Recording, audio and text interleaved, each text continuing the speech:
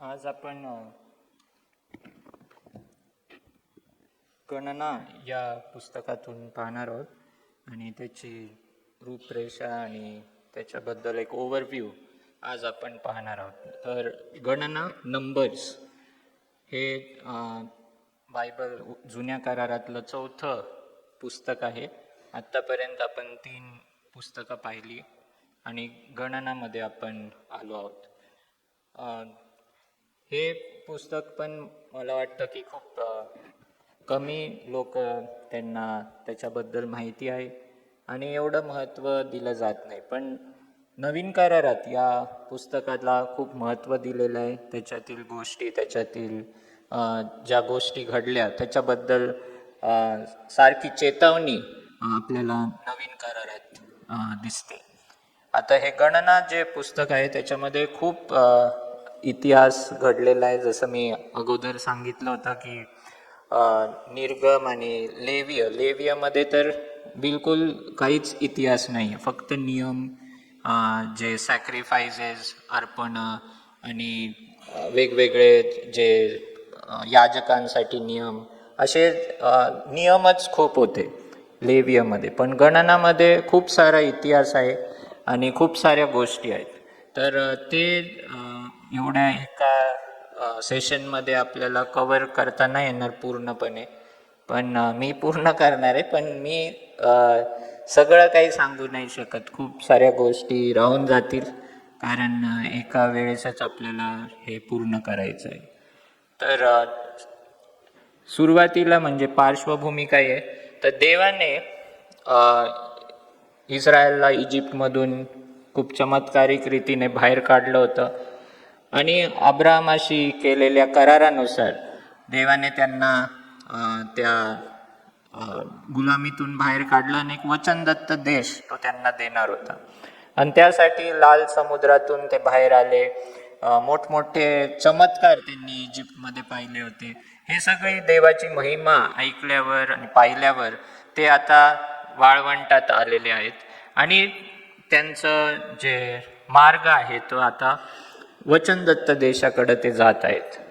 तर जेव्हा ते तिकडे जात होते तेव्हा काय गोष्टी घडतात ते आपल्याला या पुस्तकामध्ये पाहायला मिळतात. आपण पाहिलं की सिनाई पर्वतावर जेव्हा ते लाल समुद्रातून पार होऊन बाहेर आले, सिनाई पर्वताच्या पायथ्याशी ते तळ ठोकून तिथेच 1 वर्ष ते थांबले होते. आणि त्या 1 वर्षाच्या काळात परमेश्वराने त्यांना नियम, जे निवासस्थान आहे ते त्यांना बनवायला सांगितलं, 10 आज्ञा दिल्या. अशा बऱ्याच गोष्टी तिकडे झालेल्या आहेत. आणि ते निवासस्थान म्हणजे टॅबरनॅकल ते त्यांनी बांधून काढलं. परमेश्वर त्याला ते आवडलं आणि त्याची महिमा तिकडे आपण पाहतो. मग लेवियामध्ये आपण पाहतो की त्या निवासस्थानामध्ये कोणते नियम पाळले गेले पाहिजे, याजकांनी कोणते नियम पाळले पाहिजे, बाकीचे जे लोक आहेत त्यांनी कोणते नियम पाळले पाहिजे त्याच्या जवळ येण्यासाठी, प्रभू जवळ येण्यासाठी, त्या गोष्टी आपण पाहतो. आणि ते सर्व नियम पवित्र करण्याचे असे नियम होते. कारण परमेश्वर पवित्र आहे आणि डायरेक्ट आपण त्याला भेटू शकत नव्हतो आधीच्या काळात. आणि म्हणून अर्पणाद्वारे किंवा शुद्धतेद्वारे बरेच सारे नियम आपण पाहिले लेवियामध्ये की ते जर नाही पाळले तर पवित्र देवाशी आपण भेटू शकत नव्हतो.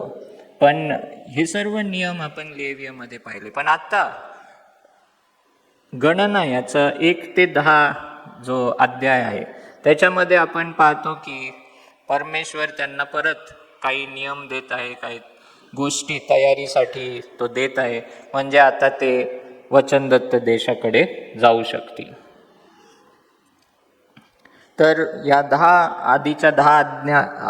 अध्यायांमध्ये आपण पाहतो की ते तयार होत होते आत जाण्यासाठी त्या कनान देशामध्ये. पण त्यांनी काय केलं तर विश्वास ठेवला नाही.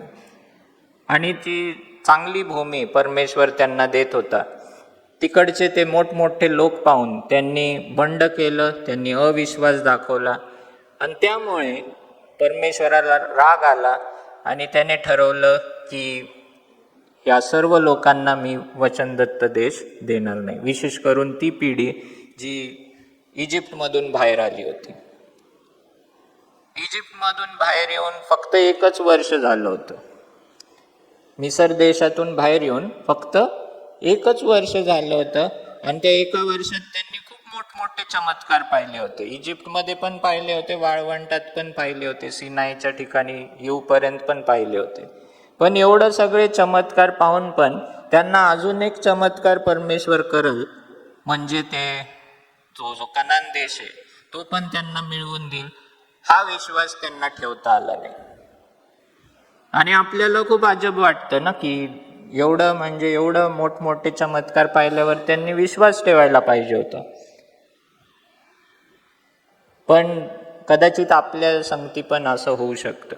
आपण पण बरेच देवाचे चमत्कार पाहतो, पण आणखी एक चमत्कारासाठी आपण वाट पाहत नाही आणि आपण लगेच टेन्स होऊन जातो. आपण चिडचिड करायला लागतो, कुरकुर करायला लागतो. आणि ह्यांच्यासारखंच आपणही वागू शकतो, कारण ते देखील लोक होते, आपण देखील मनुष्यच आहोत आणि आपल्याकडून पण हे होऊ शकतं. आणि म्हणून आपल्याला भरोसा हा आपला देवावरचा वाढवला पाहिजे. आता मग या पुस्तकात काय आहे, 10 अध्यायानंतर आपण पाहतो की देवाने ठरवलं की या लोकांना मी, जी पहिली पिढी आली होती इजिप्तमधून बाहेर, त्या लोकांना मी वचनदत्त देशात नेणार नाही. तर 40 वर्ष मी त्यांना असंच फिरवत राहील. तर जेव्हा देवाने ठरवलं की आता वचनदत्त देश नाही, 40 वर्ष तुम्ही वाळवंटातच फिरणार आणि एक नवीन पिढी तयार होईल, ती नवीन पिढी ती वचनदत्त देशात जाईल. तर ते 40 वर्षामध्ये काय काय घडलं ते या पुस्तकामध्ये लिहिलेलं आहे, गणनामध्ये. समजलं का तुम्हाला? गणना पुस्तकामध्ये काय आहे, 40 वर्षामध्ये काय काय गोष्टी घडल्या त्या या पुस्तकामध्ये लिहिलेल्या आहेत. हे 40 वर्ष गरजेची नव्हती किंवा ती तशी जायलाच पाहिजे नव्हती. या लोकांनी डायरेक्ट वचनदत्त देशात प्रवेश करायचा होता, पण हे त्यांच्या चुकीमुळं आणि त्यांच्या अविश्वासामुळं, त्यांच्या कुरकुरीमुळं हे झालेलं आहे. आणि त्या 40 वर्षात काय काय त्यांनी केलं हे आपण पाहतो. आता या पुस्तकाचं नाव गणना हे कसं काय आलं, तर जे सेप्ट्युजिंट आहे, म्हणजे ग्रीक भाषांतर आहे जुन्या कराराचं. जुना करार मूळ हिब्रू भाषेत लिहिला गेला, पण ग्रीक भाषेत जेव्हा भाषांतर झालं तेव्हा या पुस्तकाचं नाव त्यांनी अरिथमोई असं ठेवलं आणि त्याचं जर भाषांतर केलं आपल्या भाषेत तर नंबर्स होतं, गणना असं होतं. कारण या नंबर्स म्हणजे काय, तर या पुस्तकामध्ये पहिल्या 4 अध्यायांमध्ये आणि 26व्या अध्यायामध्ये जर तुम्ही पाहिलं तर 2 वेळा जनगणना केलेली आहे. जसं इंग्लिशमध्ये त्याला काय म्हणतात, सेन्सस. लोकसंख्या जेव्हा मोजतो ना आपण तेव्हा सेन्सस असं म्हणतात. तर असे 2 गणना या पुस्तकामध्ये आहेत, सुरुवातीला आणि 26व्या अध्यायात. तर सुरुवातीला कोणाची जनगणना करण्यात आली आहे, तर तुम्ही पहिलाच अध्याय वाचला तर त्याच्यामध्ये परमेश्वर मोशेला म्हणतो की जे कोणी युद्धासाठी योग्य असे लोक आहेत, पुरुष आहेत, त्यांची गणना तुम्ही करा. तर त्याचा अर्थ असा होतो की 20 वर्षाच्या पुढचे लोक, 20 वर्षाहून अधिक वर्ष असलेले जे पुरुष होते त्यांची गणना करण्यात आली. आणि ते जर तुम्ही वाचलं तर पहिल्या 2ऱ्या अध्यायात त्यांची संख्या लिहिलेली आहे. आणि आज इथे लाईट नसल्यामुळं मी दाखवू नाही शकत, पण जेव्हा ती संख्या येते तेव्हा 6 लाख अशी ती संख्या आहे, पुढं मी लिहिलेली आहे, 6,03,550. आता ही पहिली गणना करण्यात आली. दुसरी गणना ही 26व्या अध्यायात केलेली आहे आणि त्यांची संख्या देखील 6,01,730 पुरुष 20 वर्षाच्या वरचे. अशी 2 गणना या पुस्तकामध्ये आहेत आणि म्हणून या पुस्तकाला नाव गणना असं देण्यात आलं. हिब्रू भाषेत हे नाव नाही आहे. हिब्रू भाषेत त्याचं नाव आहे बेमिदबार. बेमिदबार, बे म्हणजे इन आणि मिदबार म्हणजे विल्डरनेस. विल्डरनेस म्हणजे अरण्य किंवा वाळवंट. आणि हे नाव मला वाटतं जास्त सूट होतं या पुस्तकाला, कारण या पुस्तकामध्ये ज्या गोष्टी दिलेल्या आहेत त्या वाळवंटात काय घडलं त्याच्याबद्दल आहेत. आणि म्हणून हे नाव जास्त हिब्रू नाव त्याला सूट होतं, कारण वाळवंटामध्ये काय घडलं 40 वर्षात ते या पुस्तकामध्ये लिहिलं आहे. पण 2 गणना असल्यामुळे या पुस्तकाचं नाव गणना असं ठेवण्यात आलं. सेप्ट्युजिंटमध्ये मग इंग्लिश भाषांतरांनी तेच नाव ठेवलं आणि मग मराठीत पण ते नाव आलं. हे 2 गणना काय आहेत? तर हे 2 गणना म्हणजे पहिली गणना जी झाली की जे लोक इजिप्तमधून बाहेर आले त्यांची जनसंख्या मोजण्यात आली. तर ते पहिली पिढी म्हणतो आपण, कारण ते इजिप्तमध्ये होते, त्यांना देवाने बाहेर काढलं, तर ती पहिली पिढी. पण मी जसं सांगितलं आता की ही पिढी त्यांनी कुरकुर केली, त्यांनी अविश्वास दाखवला आणि ते वचनदत्त देशात गेले नाही. आणि त्यामुळं देवाने ठरवलं की ही पिढी नाही जाणार, दुसरी पिढी जाईल. आणि ती दुसरी पिढी 40 वर्षानंतर तयार झाली. जे लोक लहान होते, जे लोक कितीतरी लोक त्या वाळवंटात जन्माला आले, तर ते लोक मोठे झाले आणि मग 20 वर्षाच्या वरचे लोक त्यांची परत जनगणना करण्यात आली, ती 26व्या अध्यायात.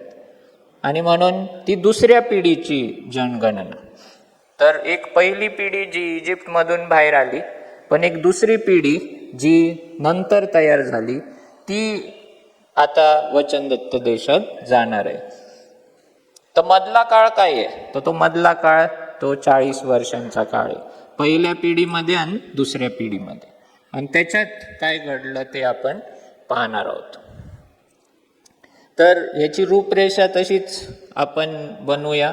1 ते 10 अध्याय जे आहेत ते अजून सिनाई पर्वताजवळच आहेत आणि मग ते तयारी करत आहेत खूप सारी त्या वचनदत्त देशात जाण्याची. तर ती तयारी त्या 1 ते 10 अध्यायांमध्ये दिलेली आहे. त्यांची गणना करण्यात येते, मग त्यांना मार्चिंग ऑर्डर्स देण्यात येतात. ॲक्च्युली इथं मी दाखवलं असतं, पण मार्चिंग ऑर्डर्स म्हणजे जेव्हा तो अग्निस्तंभ होता तो जेव्हा हलायचा तेव्हा मग देवाने त्यांना सांगितलं होतं की आता तुम्ही मी सांगितलेल्या वाटेवर तुम्ही निघायचं. आणि जेव्हा ते निघत होते तेव्हा असंच उठून निघायचं नाही, तर सगळं व्यवस्थित त्यांना सांगण्यात आलं होतं की कोणता वंश पुढे असणार, कोणता वंश मागे असणार, कोणता वंश निवासस्थानाच्या गोष्टी घेऊन जाणार. ही सर्व रचना देवाच्या या गणना 1 ते 10 मध्ये दिलेल्या आहेत. आणि डायग्राममध्ये खूप सुंदर ते दिसलं असतं. जसं आपण पाहतो ना राजपथवर जेव्हा 26 जानेवारीच्या दिवशी जेव्हा सर्व मिलिटरीचे लोक जात असतात, तर त्याप्रमाणे ते तसं दिसलं असतं. मग जेव्हा ते सिनाई पर्वताच्या पायथ्याशी तळ ठोकून होते तेव्हा पण कोणत्या रीतीने त्यांनी तंबू बांधायचे, कुठं बांधायचे, हे सर्व देखील देवाने ठरवलं होतं. उत्तरेच्या बाजूला कुठले वंश असतील, पश्चिमेच्या बाजूला कुठले असतील, दक्षिणेकडे कुठे, सर्व नेमून दिलेलं होतं. म्हणजे तो स्तंभ, अग्निस्तंभ किंवा मेघस्तंभ हल्ला आणि तो थांबला, मग नवीन ठिकाणी परत तळ द्यायचा. मग परत कसंही नाही आपले तंबू रचायचे, योग्य रीतीने रचायचे, ओळीमध्ये आणि त्याच ऑर्डरमध्ये. आणि मग तिथून सुटल्यावर परत व्यवस्थित परत मार्च करायचं. तर असं शिस्त आपल्याला दिसते आहे त्या पहिल्या 10 अध्यायामध्ये. देवाने सगळं सांगितलं होतं की कसं हलायचं. तो मेघस्तंभ हल्ल्यावर मग मोशे देखील तुतारी वाजवेल, असं सर्व सिग्नल्स देण्यात आले होते. आणि हे सगळं केल्यावर त्यांना त्या ऑर्डर प्रमाणे करायचं होतं. कुठेही कोणी बसलं आहे किंवा तंबू ठोकलाय, नाही नाही मला तिकडं पाहिजे, मला तिथं पाहिजे, असं काही नव्हतं. सगळं काही ठरलेलं होतं आणि त्या ठरलेल्या स्थितीमध्येच ती सगळी रचना होती आणि त्या शिस्तीप्रमाणेच त्यांना चालायचं होतं. तर याच्यातून पण आपल्याला देवाबद्दल काहीतरी शिकायला मिळतं. जसं पहिले Corinthians 14 लिहिलेलं आहे की आपला परमेश्वर हा शिस्तीचा परमेश्वर आहे, है ना. त्याला order, our God is a God of order. आणि देवाला ऑर्डर आवडते, शिस्त आवडते. असंही कधी कुठेही काही चालत नाही. आणि ते आपल्याला या 10 अध्यायामध्ये दिसते, ती तयारी की कसं जायचं, कसं मार्चिंग करायचं, कसं लावायचं, सर्व गोष्टी या सर्व त्या पहिल्या 10 अध्यायामध्ये आहे. मग 11व्या अध्यायापासून मग त्यांचा प्रवास सुरू होतो वचनदत्त देशाकडे. तर 11 ते 25 मध्ये आपण तो मधला काळ पाहतो, 40 वर्षाचा.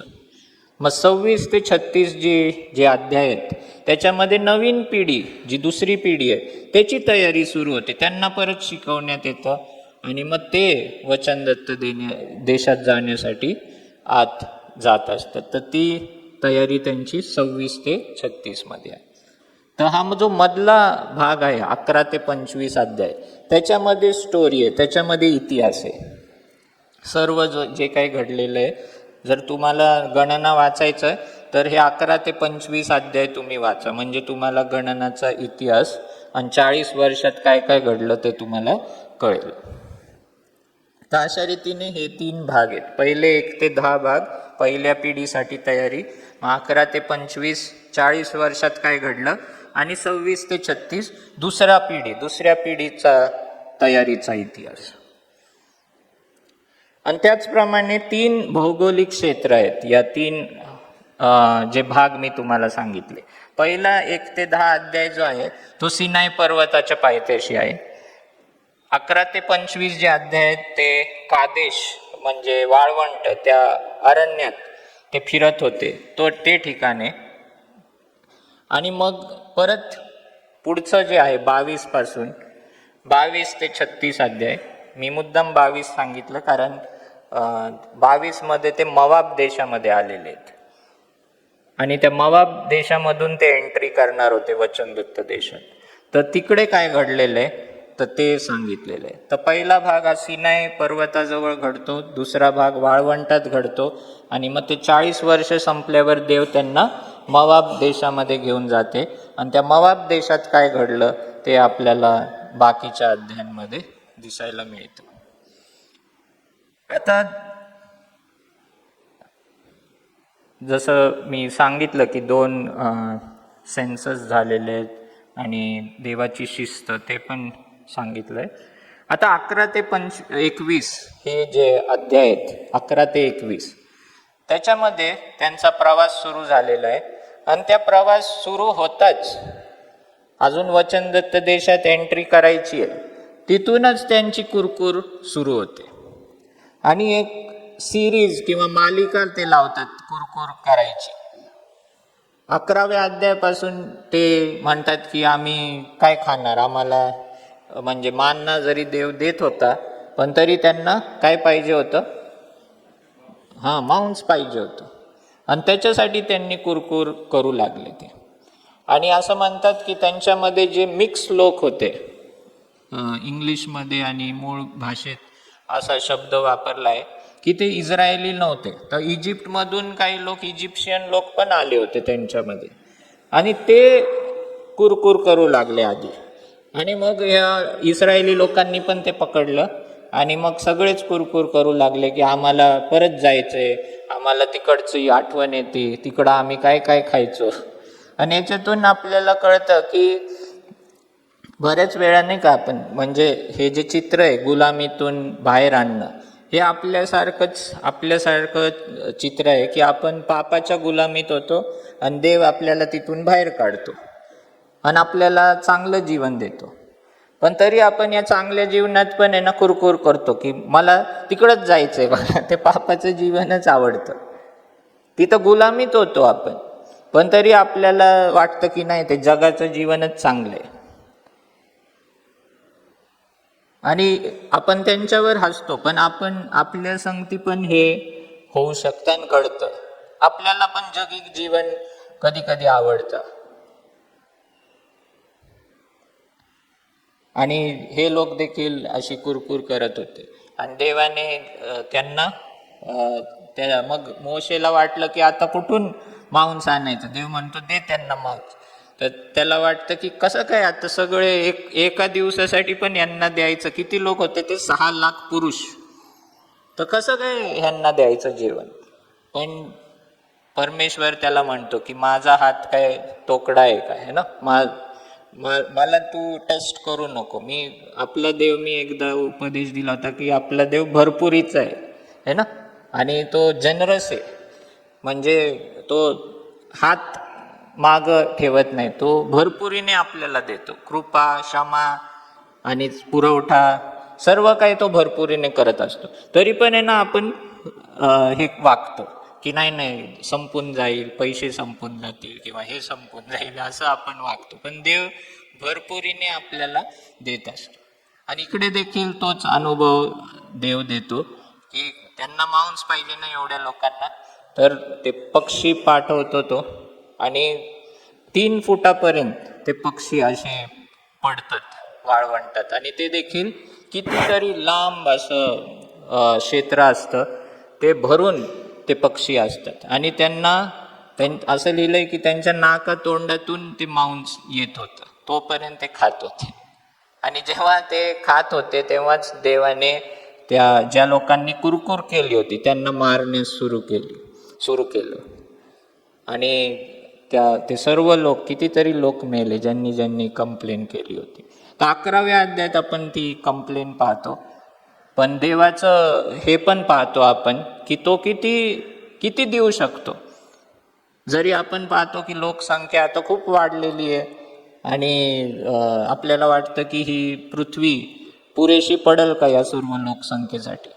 पण देवाचं उत्तर आहे की हो, पुरेसं आहे.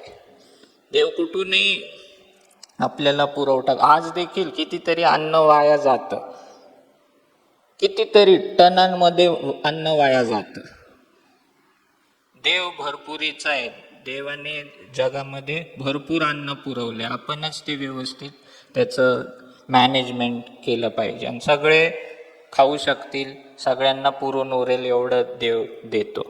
पण आपण काय करतो, आपण कुरकुर करत राहतो की मला हे नाही मिळत, ते नाही मिळत. 12व्या अध्यायामध्ये आपण पाहतो परत दुसरी कुरकुर आहे. आणि ती कोण करतं तर मोशेचे स्वतःचे भाऊ बहीणच, मरियम आणि अहरोन. त्यांना वाटतं की हाच ॲक्च्युली तुम्हाला कळायला पाहिजे की मोशे कोण होता, सर्वात लहान होता. या तिघांपैकी मोशे सगळ्यात लहान होता. आणि तो देवाने लीडर बनवलं होतं त्याला. तर ह्यांना थोडं हे वाटणारच. मरिया म्हणाल की मागच्या वेळेसच पाहिलं ना आपण की तिने वाचवलं होतं जसं काय मोशेला. तिने हे केलं होतं, धैर्य केलं होतं. आणि तिचा खूप मोठा एक वाटा होता मोशेला वाचवण्यासाठी. पण जरी देवाने केलं पण ती पण होती. आणि तिला वाटत असेल की माझ्यामुळे तू जिवंत आज आणि माझा लीडर झालाय का, नाही का. पण आपण पाहतो की जेव्हा तिने कुरकुर केली एका कुशी स्त्रीविषयी की जी त्याने बायको केली होती, तर मोशे काहीच बोलला नाही. आणि तिकडं एक वाक्य आहे नंबर्स 12 गणना 12:3 मध्ये की तो सर्वात मोशेसारखा त्याच्यासारखा नम्र व्यक्ती अजून कोणी नव्हता या जगामध्ये. He was the most humble man on earth. आणि ते जे लिहिलंय तो तिथे दाखवतो त्याचं प्रमाण. तो काहीच बोलत नाही. ते कुरकुर करतात त्याच्या विरुद्ध, तो काहीच बोलत नाही. आणि जेव्हा तो काही बोलत नाही ना तेव्हा मग देव तिकडे हजर होतो आणि देव त्याच्या बाजूने लढतो. आणि तो त्यांना सांगतो की मोशे विरुद्ध तुम्ही का बोलला. इतर लोक पण होते माझे, पण त्यांच्याशी मी स्वप्नातून बोलायचो, याच्यातून वेगवेगळ्या रीतीने बोलायचो, विजन्स मधून बोलायचो. पण मी मोशेशी कसा बोलतो? समोरासमोर, तोंडातोंड बोलतो. म्हणून तुम्ही त्याच्या विरुद्ध बोलायला का घाबरला नाहीत? जे अधिकारी आहेत त्यांच्या विरुद्ध बोलणं हे आपल्याला इथून कळतं की जर देवाने तो अधिकारी नेमलेला आहे तर त्याच्या विरुद्ध आपण कसं बोलतो, कसं वागतो. आणि मरिया ही कुरकुर केली आणि मग देवाने दाखवून दिलं तिला एकदम कोड आलं शरीरावर. आणि मग परत मोशे प्रार्थना करतो, मध्यस्थी करतो आणि मग तिचं कोड 7 दिवसांनी देव घालवतो. पण इथं आपण पाहिलं की 11व्या अध्यायात लोकांनी कुरकुर केली होती, 12व्या अध्यायात मरियेने केली, 13व्या अध्यायात जे हेर पाठवले होते मोशेने, 12 हेर पाठवले होते, जासूस, स्पाईज ते पाठवले होते. आता हे 12 हेर कोण होते? तर हे सर्व 12 वंश होते ना, त्यांचे लीडर होते. त्यांचे लीडर 12 लोक हे मोशेने ह्याच्यात पाठवले वचनदत्त देशात की जाऊन बघून या हा प्रदेश कसा आहे, खरंच चांगला आहे का, हे सगळं बघून या, तिकडचे लोक कसे आहेत, तिकडची जमीन कशी आहे, हे सर्व तुम्ही पाहून या. आणि जेव्हा हे लोक 40 दिवस तिकडे गेले होते आणि ते सगळं पाहून आले आणि येताना त्यांनी तिकडचं फ्रूट्स पण ते घेऊन आले, तिकडचा उपज घेऊन आले. आणि असं म्हणतात 13व्या अध्यायात की जेव्हा त्यांनी एक द्राक्षाचा एक घडा आणला होता तर तो त्याने 2 लोकांनी असं खांद्यावर असं त्यांनी लटकून आणला होता. एकच घड द्राक्षाचा, एवढा मोठा तो होता की एक असं बांबू सारखं होतं आणि दोघांनी ते खांद्यावर ठेवलं होतं आणि एकच घड एवढा मोठा त्यांनी 2 लोकांना उचलून आणावं लागलं होतं. तर एवढं चांगला तो प्रदेश होता आणि सगळं काही चांगलं होतं. ते लोक म्हणत होते की तिकडचे जे स्टोन्स आहेत, खडक आहेत, त्याच्यातून धातू येत आहे, बाहेर येत आहे, म्हणजे भरपूर तिथं खनिज वगैरे आहे. तिकडची जी माती आहे त्याच्यातून चांगलं उपज येत आहे. तो खूपच सुंदर तो प्रदेश, दुधामधाचा प्रदेश हा देव त्यांना देत होता. पण मग हे जे लोक आले त्यांनी ते सगळं सांगितलं की रिपोर्ट दिला की खूप चांगलं आहे, सर्व काही चांगलं आहे, पण तिकडचे लोक कसे आहेत? एकदम उंच आहेत, राक्षसासारखे, आणि आपण त्यांना कधीच हरवू शकणार नाही. आणि ते काय म्हटले की ते लोक असे आहेत की आम्ही त्यांच्या समोर कशासारखे आहोत? टोळासारखे, आम्ही किड्यासारखे आहोत त्यांच्या पुढे. तर एकाने असा संदेश दिला होता की हे लोक स्वतःच बोलत आहेत, त्यांचं काय त्यांनी काय सांगितलं नव्हतं, त्यांनी एकमेकांचा सामना केला नव्हता, कोण कोणाशी बोललं नव्हतं, पण हे आपल्या मनातच सांगत आहेत की त्यांच्या पुढं आम्ही कसे आहोत? किड्यासारखे आहोत. आणि बऱ्याच वेळा आपण आपण आपलंच मनाचं बोलतो की मी कोणीच नाही आहे, मला काही जमणार नाही, है ना. असं करून आपण देवाने जे कुवत दिलेली आपल्याला त्याच्याकडे दुर्लक्ष करतो, कुरकुर करतो आणि स्वतःच्याच तोंडाने आपण काय करतो? आपलंच नुकसान करून घेतो. ऍक्च्युअल स्थिती काय होती माहिती का? ते जे राक्षस तिथं मोठमोठे लोक होते ना, ते घाबरले होते ऍक्च्युली. त्यांना भीती वाटत होती की हे लोक आता आत येणार, ह्यांचा देव याने मोठमोठे चमत्कार केलेले आहेत, ते घाबरून बसले होते. पण इस्रायल लोकांनाच भीती वाटली त्यांना पाहून आणि ते स्वतःच बोलू लागले की आम्ही काही जाऊ शकणार नाही. आणि 12 लोक होते ना, त्याच्यापैकी 10 लोकांनी कुरकुर केली. आणि 2 लोक कोण होते? तर यहोशुआ आणि कालेब, हे 2 लीडर्स होते. तर त्यांनी विश्वास मात्र ठेवला. ते म्हटले की देव आपल्याला जिंकून देईल, देव आपल्याला शक्ती देईल ह्यांना हरवायला, तर तुम्ही काळजी करू नका. पण बाकीचे 10 लीडर होते त्यांनी एवढी कुरकुर केली की बाकी जे सर्व त्यांचे लोक होते ते रडू लागले. परत ते जोरात रडू लागले, राग आणू लागले. त्यांनी हे धोंडे उचलले मोशे आणि आरोनला मारायसाठी. आणि ते म्हटले की आम्ही नवीन लीडर घेऊ आणि आम्ही परत इजिप्तला निघून जाऊ. तर हे सर्व देवाने जेव्हा पाहिलं तेव्हा परत देवाला राग आला आणि देवाने ठरवलं होतं की या सगळ्यांना मी मारून टाक परत एकदा. पण परत एकदा मोशे मध्यस्थी करतो, प्रार्थना करतो आणि मग देव ठरवतो ठीक आहे मी त्यांना नाही मारणार, पण मी त्यांना वचनदत्त देश पण देणार नाही. आणि मग त्यांना ठरवतो की 20 वर्षाच्या पुढचे जे लोक होते ज्यांनी कुरकुर केली तर त्या सर्वांना मी मारून टाकणार या वाळवंटात. बरेच वेळा आपल्या जीवनात पण तसंच होतं की आपण जगतो, खूप वर्ष जगतो, पण आपण काहीच फायद्याचं करू शकत नाही, आपण वाळवंटातच फिरत राहतो. देवाने आपल्याला वचनदत्त देशासाठी बनवलेलं आहे, पण आपण कुरकुर केल्यामुळे त्याचं ऐकत नाही, त्यामुळे आपण जगत राहतो.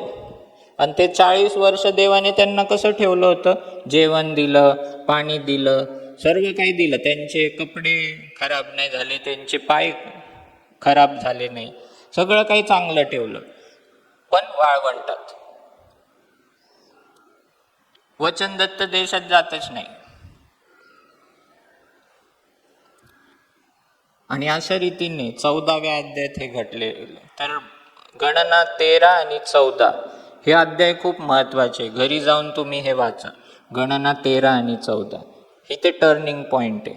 इथे जे घडलं, जे त्यांनी कुरकुर केली, त्यामुळे देवाने ठरवलं आता मी त्यांना घेऊन जाणार नाही. आता ते घेऊन जाणार नाही म्हणून त्यांनी पश्चाताप केला पाहिजे होता, पण त्यांनी काहीच केलं नाही, उलट अजून कुरकुर करत राहिले. आणि जर तुम्ही पाहिलं तर 15व्या अध्यायात पण एक व्यक्ती पाप करतो. 16व्या अध्यायात जे कोरा, दाथान आणि अबिराम हे लोक असतात ते बंड करतात. तर ते कोणाविरुद्ध उठतात? आरोनाविरुद्ध आणि मोशे विरुद्ध. आणि ते म्हणतात की तूच फक्त लीडर आहे का? आम्ही पण लीडर आहोत, आम्ही पण. हा कोरा याजक होता आणि तो म्हटलं की आम्ही पण लीडर आहोत, कारण देवाने त्यांना ते गोंडे दिले होते, जे याजक घालतात ना तसे गोंडे सर्वांना दिले होते. आणि ते सर्व, कारण इस्रायल सर्व राष्ट्रच याजक होतं आणि म्हणून देवाने सगळ्यांना ते घालायला दिले होते, ते गोंडे. टॅसल्स म्हणतात त्याला, टॅसल्स. आणि ते टॅसल्स सगळ्यांना मिळाल्यामुळं त्यांना वाटलं की आम्ही पण पवित्र आहोत, आम्ही पण विशेष लोक आहोत. आणि ते मग मोशे आणि आरोन विरुद्ध कुरकुर करू लागले की आम्ही पण लीडर आहोत. आणि जेव्हा मोशे काहीच बोलायचं नाही, मोशे ॲक्च्युली काय करायचं माहिती आहे का, जेव्हा जेव्हा लोक यायचे ना त्याच्या विरुद्ध काहीतरी कुरकुर करून, मोशे डायरेक्ट देवाकडे जायचा आणि पालथा पडायचा. मोशेला माहित होतं की आता देव चिडणार आणि यांचं काहीतरी करणार. म्हणजे मोशेला ते काही भांडण करत होते त्यांच्यावर राग तर यायचंच नाही, पण जास्त करून भीती वाटायची की आता हे माझ्या विरुद्ध उठले म्हणून आता काहीतरी देव करेल यांचं. आणि म्हणून जर तुम्ही वाचलं हे पुस्तक तर 10 वेळा तरी असं लिहिलेलं आहे की Moses and Aaron fell face down, पालथे पडायचे देवापुढं. पालथे का पडायचे? तर देवा यांना क्षमा कर, मध्यस्थी करायची त्यांच्यासाठी, कारण त्यांना लगेच कळायचं की आता देव चिडणार आहे यांच्यावर. आणि तसंच झालं. ते पालथे पडलेले असताना देव तिकडे हजर झाला आणि देवाने सांगितलं की हे यांच्या विरुद्ध तुम्ही का गेला. आणि त्या लोकांबरोबर काहीतरी 250 लोक होते. आणि देवाने लास्ट वॉर्निंग दिली त्या लोकांना की तुम्ही जे मोशे विरुद्ध उठलात ना, तुम्ही आत्ता तुम्हाला जर निघून जायचंय आणि यांचा साथ नाही द्यायचं ज्या लोकांनी बंड केलेले, तर आत्ताच्या आत्ता यांच्या तंबूपासून तुम्ही पळून जा. लास्ट चान्स दिला. आणि काही लोक निघून गेले असतील आणि जे उरले आणि त्यांचा साथ देत राहिले होते, देवाने काय केलं तर जमीन अशी दुभागली आणि त्या सर्व जे लोक होते ते सर्व जमिनीत गाडले गेले जिवंत. 16वा अध्याय. काही लोक रॅप्चरमध्ये न मरता स्वर्गात गेले है ना, आणि काही लोक नरकात गेले जिवंत न मरता डायरेक्ट.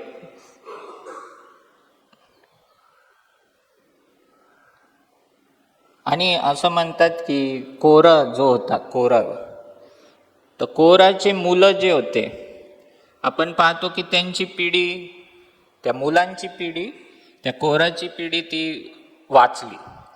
कोरा स्वतः मेला, पण त्याची जी जे लेकरं होते त्यांनी आपल्या बापाचा साथ दिला नाही.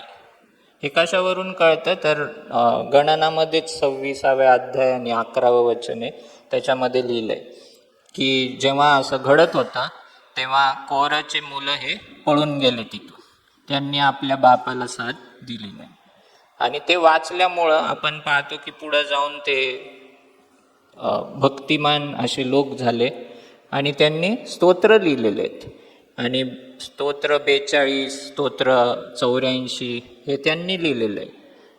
आणि त्या 84 मध्ये लिहिलंय की better is one day in the courts of the Lord than, किंवा I will be a doorkeeper in the courts of the Lord. मी देवाच्या मंदिराचा द्वारपाळ पण असेल ना तरी चालेल, पण मी 1000 दिवस हे दुष्टांच्या तंबूमध्ये राहण्यापेक्षा. आणि तो दुष्टाचा तंबू कोणाचा होता? त्याच्या बापाचाच होता. त्या तंबूपासून ते दूर गेले. आणि अशा रीतीने आपण पाहतो की कोराचे वंशज हे वाचले, पण ते देवासाठी भक्तिमान असे लोक झाले, त्यांनी स्तोत्र लिहिणारे असे झाले. पण कोरा दातान म्हणजे एक शृंखला तुम्ही पाहिली का? 11व्या अध्यायात लोकांनी कुरकुर केली, 12व्या अध्यायात मिरियमनी केली, 13व्या 14व्या अध्यायात लोकांनी, त्या लीडर्स त्या हेरांनी केली, आणि मग लोकांनी पण केली. 16व्या अध्यायात हे लोक आले आणि मोशे विरुद्ध बोलू लागले. 17व्या अध्यायात परत आरोना विरुद्ध म्हणजे कोण उठलं होतं, की आरोनच मुख्य याजक का, त्याचाच परिवार मुख्य याजक का झाला पाहिजे. तर परत देवाने एक टेस्ट ठेवली आणि त्यांना सांगितलं की सर्व जे वंश आहेत ना, सर्व वंशाचे जे लीडर आहेत त्यांची जी काठी आहे ती त्यांनी निवास मंडपापुढे ठेवावी. तर 12चे 12 लीडर्सची काठी ती त्यांनी त्या निवास मंडपापुढे रात्री ठेवली. आणि देवाने सांगितलं होतं की सकाळी ज्या काठीला अंकुर फुटेल आणि त्याला फूल येईल, ती काठीचा जो मालक आहे तो लीडर असणार आहे. आणि त्याच्यामध्ये आपण पाहतो की आरोनने पण ठेवली होती, आणि आरोनाच्या काठीलाच अंकुर फुटला, त्यालाच फूल आलं.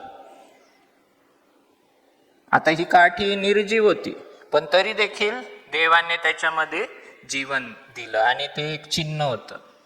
आणि ते काय चिन्ह होतं देवाकडून? की आरोनच आणि त्याचा परिवारच मुख्य याजकपद ठेवणार आहे, दुसरे कोणी त्याच्यामध्ये वाद घालायचा नाही.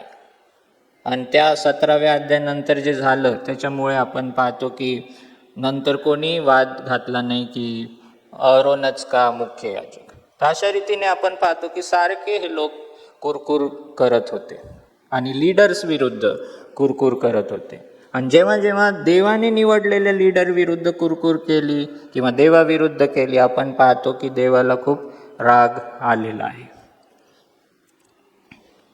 20व्या अध्यायात आपण पाहतो की हे जे कुरकुर करण्याचं सत्र हे चालूच होतं, आणि त्याच्यामध्ये मोशेला पण आता राग आला. मोशे पण किती वेळ संयम ठेवणार तो? आता हे जी घटना आहे ती 40 वर्षाच्या शेवटी घडलेली आहे, एकदम शेवटचं वर्ष होतं. त्या 40वाच वर्ष असेल त्या वाळवंटातलं. तर त्यावेळेस मोशेने खूप संयम बाळगला होता. 40 वर्ष त्या वाळवंटात तो होता, लोकांची कुरकुर करत ऐकत होता आणि गप्प बसत होता. पण यावेळेस जेव्हा ती नवीन पिढी जन्माला आली, ती नवीन पिढी पण तशीच निघाली, आणि त्यांनी पण कुरकुर केली की आम्हाला कुठं आणलं आणि पाणी नाही आणि हे नाही. आणि देवाने त्याला सांगितलं की एका खडकाजवळ जा आणि फक्त तू बोल, त्या खडकाशी बोल आणि तिचं पाणी निघणार.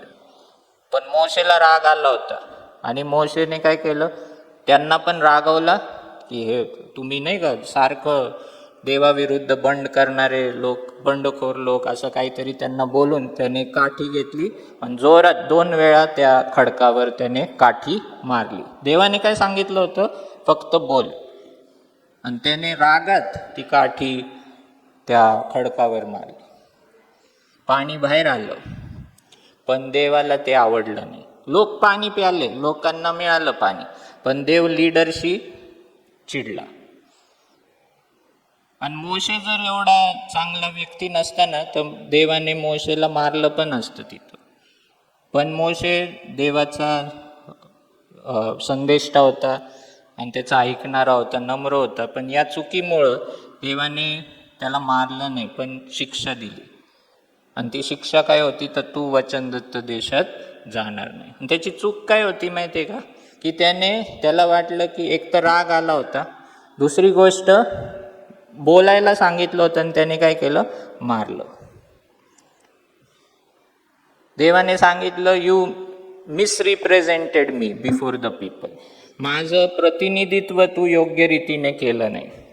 आणि म्हणून जे लीडर आहेत त्यांनी किती काळजीपूर्वक असलं पाहिजे की आपण देवाचं प्रतिनिधित्व योग्य रीतीने करतोय का, जे देवाने सांगितलं तेच आपण सांगतोय का आपण ऍड करतोय काहीतरी. जे देवाने नाही सांगितलं ते आपण ऍड केलं तर देवाला ते आवडत नाही. देव जर चिडला असेल आणि मग लीडर चिडला किंवा पाळक चिडला तर काही नाही, प्रॉब्लेम नाही. पण देव जर चिडलेला नाही आणि पाळकच चिडतोय किंवा लीडरच चिडतोय लोकांवर, तर ते मिसरिप्रेझेंटेशन झालं. किंवा देवाने 5 गोष्टी सांगितलेल्या आहेत, तू लोकांना सांग, आणि लीडर 10 गोष्टी सांगतो, तर ते देखील काय झालेलं आहे, मिसरिप्रेझेंटेशन झालं. देवाने 5 गोष्टी सांगितल्यात आणि लीडर फक्त 2च गोष्टी सांगतो, ते देखील मिसरिप्रेझेंटेशन झाले. आणि परमेश्वर मोशेला देखील सोडत नाही.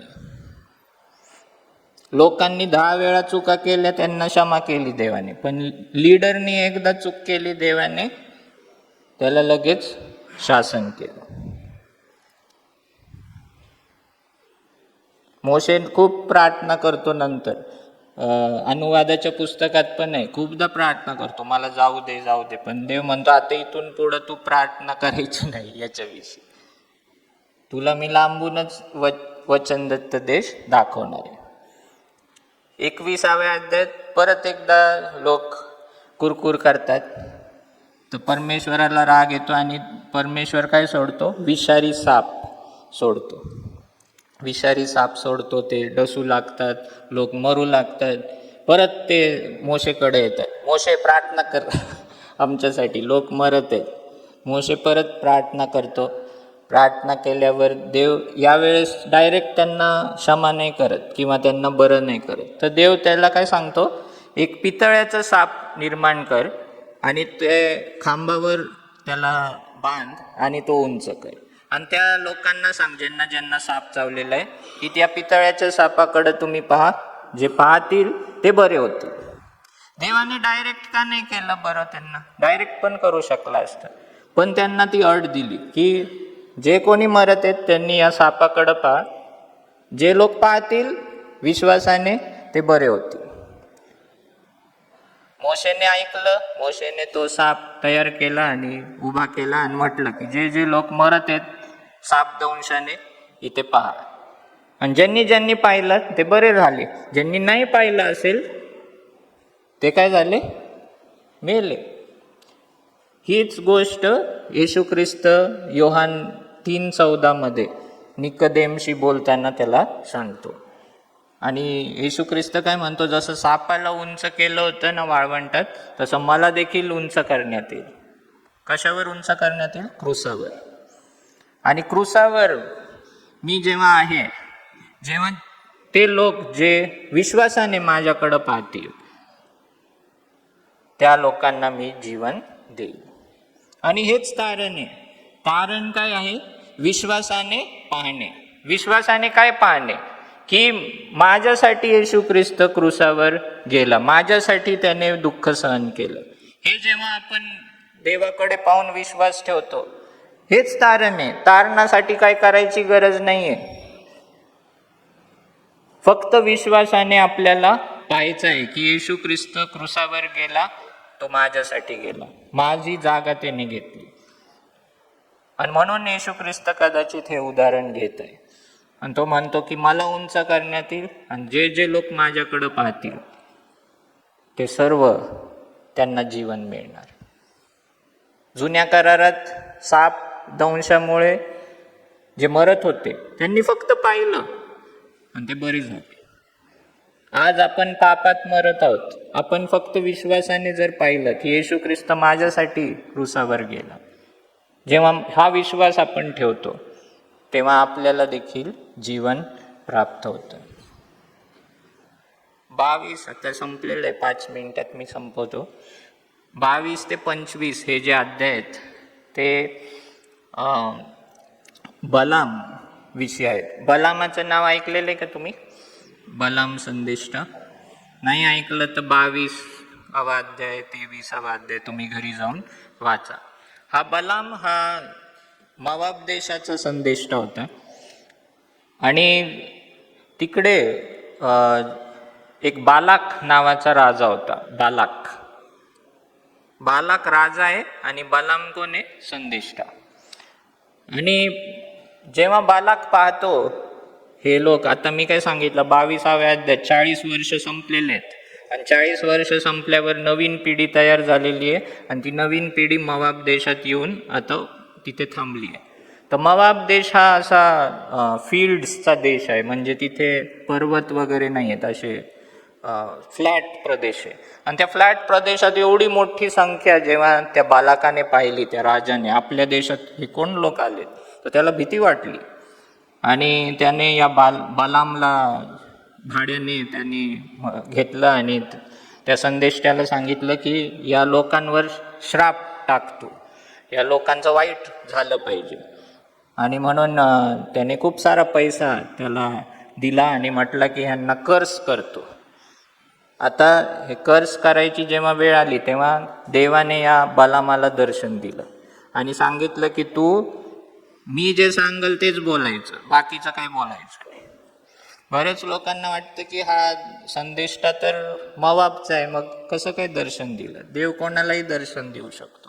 देव फारोला दर्शन देतो, देव फारोला स्वप्न देतो, देव नबुकदनेझरला स्वप्न देतो. तसं या बलामाला पण देवाने दर्शन दिलं आणि सांगितलं की मी जे सांगल तेच बोलायचं.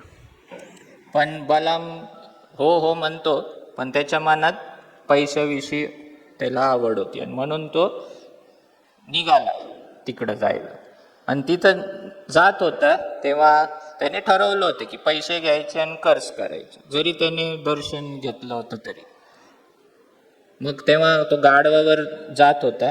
त्या गाढवावर जात असताना त्याची जी गाढवी असती ती त्या रस्त्यावरून नीट चालतच नव्हती, इथे जात होती तिकडे जात होती आणि तो तिला मारत होता सारखं. आणि मग एक अरुंद रस्ता आला, त्याच्यामध्ये त्या गल्लीमध्ये ती गाढवी त्याचा पाय त्या गल्लीच्या भिंतीवर दाबू लागली आणि त्याचा पाय चिरडला जाऊ लागला आणि तो तिला मारतोय जोर जोरात की तू काय असं वागतीय. पण तिला काय दिसत होता? एक दूत दिसत होता. कोणाला? गाढवीला. एक प्रभूचा दूत तलवार घेऊन किंवा हे करून तो तिकडे थांबला होता आणि सारखा तो मध्ये येत होता, म्हणून ती गाढवी इथं तिथं जात होती. पण या बलामाला दिसत नव्हतं. नंतर त्याला पण म्हणजे नंतर दिसतं ते. पण जेव्हा तो तिला मारत असतो ना गाढवीला की तू सरळ का जात नाहीये है ना, तेव्हा तो तिच्याशी बोलत असतो आणि ती गाढवी परत त्याच्याशी बोलते. म्हणजे हा एक चमत्कार आहे बायबलमध्ये की एक जनावर देखील बोलतं. आणि जेव्हा ती गाढवी बोलते तर अजून आश्चर्याची गोष्ट आहे की बलाम पण तिच्याशी बोलतो. ती त्याला एक्सप्लेन करू लागते की काय होते आणि बलाम पण तिच्याशी परत उत्तर देतो म्हणजे तो एवढा पैशाने हे झाला होता की मला तिकडं जायचंय, की जनावर बोलतंय तरी त्याला कळालं नाही की काहीतरी अजब घडत. पण शेवटी मग परत देव त्याला भानावर आणतो आणि सांगतो की बघ, तू जर मी जे बोलला नाही ते नाही बोलला तर मी तुला मारून टाकणार. आणि म्हणून मग तो जातो तिकडं बलाकाजवळ आणि मग बला त्याला एका डोंगरावर घेऊन जातो आणि सांगतो श्राप दे. पण श्रापाऐवजी देव त्याला सांगतो आशीर्वाद दे आणि तो आशीर्वादच देतो. मग तो म्हणतो हे काय, तू तर आशीर्वाद दिला, तर दुसऱ्या दिवशी आहे. तो दुसऱ्या दिवशी दुसऱ्या पर्वतावर घेऊन जातो श्राप द्यायला. बलाम आशीर्वादच देतो. असं 4 वेळा घडतं. आणि या 22 ते 25 जे अध्याय आहेत त्याच्यामध्ये तुम्ही पाहाल की 3-4 वेळा तो आशीर्वादच देत आहे. आणि त्या आशीर्वादांमध्ये येशू ख्रिस्ताविषयी पण आशीर्वाद देतो बलाम. म्हणजे एक फॉल्स प्रॉफिट आहे, खोटा संदेष्टा, पण देव त्याच्याकडून देवाची वचने तो प्रगट करत आहे. आणि आपल्याला वाटतं की हा बलाम सुधरेल किंवा ह्याला कळेल की देवाची किती महानता आहे, पण असं काही घडत नाही. जर तुम्ही पुढं पाहाल तर हा बलाम चिडतो की मला पैसे मिळू नाही दिले या देवाने. तर बलाक मग त्याला पैसे देत नाही ना. आशीर्वाद दिला, तू मी तुला श्रापासाठी पैसे देणार होता, तू तर आशीर्वाद दिला, तर मी पैसे नाही देणार, तुला खाली हातच यावं लागलं. मग तो चिडतो आणि तो ठरवतो की मी या इस्रायल लोकांना दुसऱ्या रीतीने मी त्यांचं नाश करेल. आणि तो काय करतो, असे आकर्षक स्त्रिया पाठवतो इस्रायली लोकांमध्ये आणि त्यांना व्यभिचार करायला लावतो. आणि इस्रायली लोक ते व्यभिचार करतात आणि अशा रीतीने त्यांच्यामध्ये मरी येते आणि कितीतरी लोक नष्ट होतात. पण नंतर या इस्रायली लोकांना आणि मोशेला कळतं की हे जे स्त्रिया पाठवणारा कोण होता, बलाम. गणना 31 आणि 16 हे लिहिलेलं आहे. गणना 31 आणि 16 तर तिकडे लिहिलेलं आहे की त्या स्त्रिया ज्याने पाठवल्या होत्या हा बलाम होता. आणि मग त्या अध्यायात मोशे आणि इस्रायली लोक त्या बलामाला मारून टाकतात. तर असा हा बलाम, म्हणजे एवढे चमत्कार त्याने पाहिले, एवढं देवाचं प्रगटीकरण त्याने ऐकलं, एवढं सगळं करून पण त्याचे डोळे उघडले नाही. का उघडले नाही? पैशामुळं. पैशाचं एवढं त्याला हे आणि निराशा झाली होती की पैसे नाही मिळाले, म्हणून देवाचं महिमा, देवाचं वचन, प्रगटीकरण हे ऐकून पण त्याचे डोळे उघडले नाही. आणि हे आपल्या बरोबर पण घडू शकतं जर आपण पैशाच्या प्रेमात आहोत तर. किती प्रगटीकरण दिलं, किती काय केलं तरी आपले डोळे उघडणार नाही. किती संदेश आपल्याला मिळाले, किती देवाच्या वचनातून काही गोष्टी मिळाल्या, पण पैशापुढे आपल्याला ते क्षुल्लक वाटतं. ॲक्च्युली खरी संपत्ती वचन आहे, पैसे नाही आहेत. पैसे हे टेम्पररी धन आहे. खरी संपत्ती, टिकणारी संपत्ती हे वचनच आहे. आणि बलामाविषयी 3 का 4 वेळा नवीन करारात उल्लेख आहे, नेगेटिव्ह एक्झाम्पल म्हणून. तर असा हा बलाम. तर त्याची पण ह्याच्यातून आपल्याला काय कळतं की देवाने सांगितलं होतं ना, अब्रामाला आशीर्वाद दिला होता की दोज हू कर्स यू आय विल कर्स and those who bless you I will bless. हे या स्टोरीमधून कन्फर्म होतं की किती लोकांनी प्रयत्न केला इस्रायलला कर्स करायचा, तर देव ते काही होणार. आणि कोणाच्या श्रापामुळे आपल्यावर काही फरक पडत नाही, एवढं लक्षात ठेवा. कोणाच्या नजरेमुळे आपल्यावर काही फरक पडत नाही. जर आपण देवाचे लोक आहोत तर कुठलीही शक्ती किंवा कुठलाही श्राप किंवा कुठलाही जादूटोना आपल्यावर चालणार नाही. बालाकने खूप सारे पैसे दिले होते हे सगळं करण्यासाठी आणि त्यांच्याकडे पण विद्या होती. हे जे जादूटोना आणि हे सगळे ना, हे आधीच्या काळात पण होतं, पण ते इस्रायलवर काहीच चाललं नाही आणि ना आता आपल्यावर चालेल जर आपण त्याच्यामध्ये आहोत तर. आपल्याला फक्त ही काळजी घ्यायची की आपण त्याच्यामध्ये आहोत का. आपण जर त्याच्यामध्ये आहोत तर देव, त्या इस्रायल लोकांना माहितीच नाही काय चालू आहे, बालाक आणि बालाममध्ये काय स्टोरी चालू आहे त्यांना काहीच माहीत नाही, पण देवाला माहीत होतं आणि देव हे सगळं घडवून आणत आहे. पुढचे अध्याय जसं मी सांगितलं की नवीन पिढी जन्माला येते, नवीन पिढीची तयारी सुरू होते नवीन त्या देशात, वचनदत्त देशात जाण्यासाठी. तर ही मेन कहाणी आहे 40 वर्षाची. आणि त्याच्यामध्ये आपण पाहिलं की कितीतरी कुरकुरच होती आणि शेवटी ही बलामची कहाणी होती. पण हे सर्व जे गोष्टी घडल्या ते आपल्यासाठी उदाहरण म्हणून आहेत. पाऊल करिंथकराच्या पत्रात म्हणतो की हे सर्व काय आहेत आपल्यासाठी एक्झाम्पल्स आहेत. जशी त्यांनी कुरकुर केली, त्यांनी संयम ठेवला नाही आणि ते वचनदत्त देशाला मुकले, तसं आपल्या संगतीही घडू शकतं. आणि म्हणून आपण भरोसा ठेवावा देवावर, कुरकुर नाही करावी, अधिकाऱ्यांविरुद्ध बंड करू नये. हे सगळ्या गोष्टी आपण या वचनातून शिकतो. जेव्हा आपण असल्या चुका करणार नाही, पण विशेष करून कुरकुर है ना, हे जर आपण नाही केलं तर देव आपल्याला सांभाळून ठेवल आणि तो आपल्या बाजूने लढेल. पण जर आपण केलं तर देवच स्वतः आपल्याशी लढेल.